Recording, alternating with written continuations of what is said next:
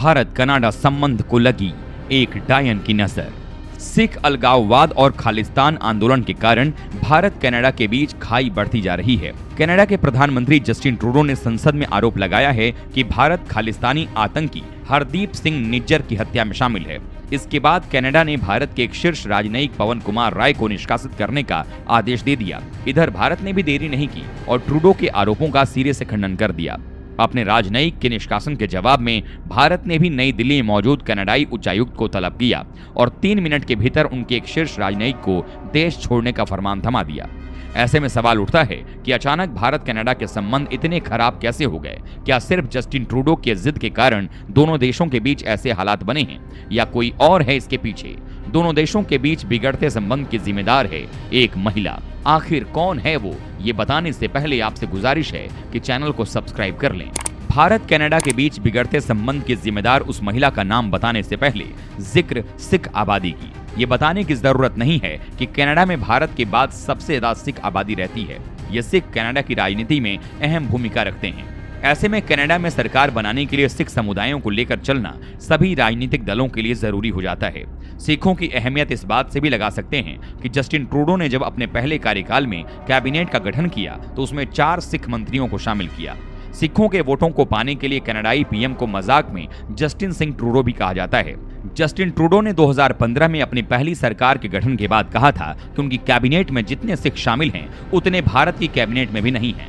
Canada में भारतीय मूल के लोगों का दबदबा इतना है कि 2015 में कनाडाई हाउस ऑफ कॉमन्स के लिए 19 लोग चुने गए थे, जिनमें 17 ट्रूडो की लिबरल पार्टी से थे। कनाडा सिख चरमपंथियों को एक सोची समझी रणनीति के तहत प्रश्रय दे रहा है। इसे लिबरल पार्टी के पूर्व मुखिया और जस्टिन ट्रूडो के पिता पियरे एलियट ट्रूडो ने तैयार किया था। उन्होंने सत्ता पाने के लिए सिखों को अपने पक्ष में मिलाया, क्योंकि कनाडा के मूल लोगों के बाद यही कम्युनिटी सबसे ज्यादा संख्या में थी। सिख समुदाय के लोग स्थानीय कारोबार में भी थे, जो पियरे एलियट ट्रूडो की लिबरल पार्टी को चंदा दे सकते थे।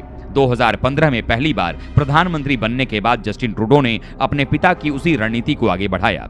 उन्होंने अपने कैबिनेट में सिखों को बड़े पैमाने पर शामिल किया और उनकी हर हरकतों को नजरअंदाज भी किया। ट्रूडो ने अपने इस काम के लिए तत्कालीन राष्ट्रीय सुरक्षा उप मंत्री जोडी थॉमस को चुना। जी हाँ, ये वही महिला जोडी थॉमस है जो जस्टिन ट्रूडो और खालिस्तानी आतंकवादियों के बीच संबंधों की सबसे बड़ी कड़ी बनकर उभरी।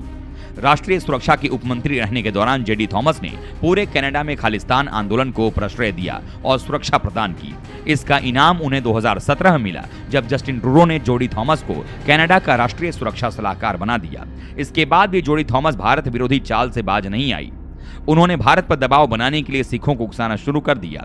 कनाडा जानता है कि सिख अलगाववाद की आग लगाकर वो भारत को दबाव में ला सकते हैं, जिससे इंडो पैसिफिक में उन्हें बड़ा फायदा हो सकता है। जोडी थॉमस ने जून 2023 में ही भारत के खिलाफ जमकर जहर उगला और कनाडा के मामलों में हस्तक्षेप करने का आरोप लगा दिया। जोडी थॉमस ने कैनेडियन ग्लोबल अफेयर्स इंस्टीट्यूट द्वारा आयोजित एक सम्मेलन में कहा था कि जब मैं विदेशी हस्तक्षेप और आर्थिक सुरक्षा के बारे में बात करती हूँ तो अब मैं कई स्टेट एक्टर्स और नॉन स्टेट प्रॉक्सी के बारे में बात कर रही हूँ। इसमें रूस, ईरान और भारत शामिल हैं। जोडी थॉमस के बेटे को अवैध तरीके से बड़ा मिलिट्री कॉन्ट्रैक्ट दिलाने का आरोप लग चुका है।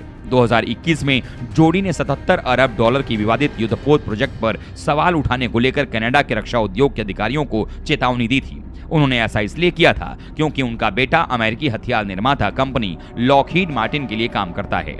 बाद में लॉकहीड मार्टिन को 77 अरब डॉलर के युद्धपोत का ये कॉन्ट्रैक्ट मिल गया था। जोडी के बेटे एंड्रयू कोट्स मार्च 2019 से लॉकहीड मार्टिन के साथ काम कर रहे हैं। उनकी कंपनी को 2019 में कनाडा की नौसेना के लिए युद्धपोत निर्माण का कॉन्ट्रैक्ट दिया गया था।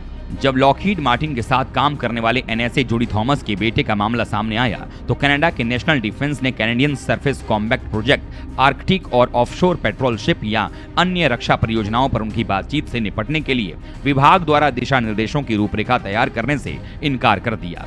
इसके बाद 2021 में जोडी ने कनाडा के रक्षा उद्योग को फटकार लगाई थी। कनाडा की रक्षा उद्योग से जुड़े लोग इस डील को विदेशी कंपनी को दिए जाने पर आपत्ति जता रहे थे। उनका कहना था कि इससे घरेलू रोजगार पैदा करने का बड़ा अवसर खत्म हो जाएगा।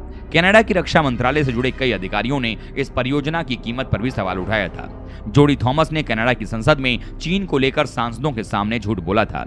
जब उनसे बाद में उनके बयान को लेकर सवाल पूछा गया तो उन्होंने कहा कि मैं भूल गई थी। दरअसल कनाडा के चुनावों में कुछ महीनों पहले चीनी हस्तक्षेप का खुलासा हुआ था।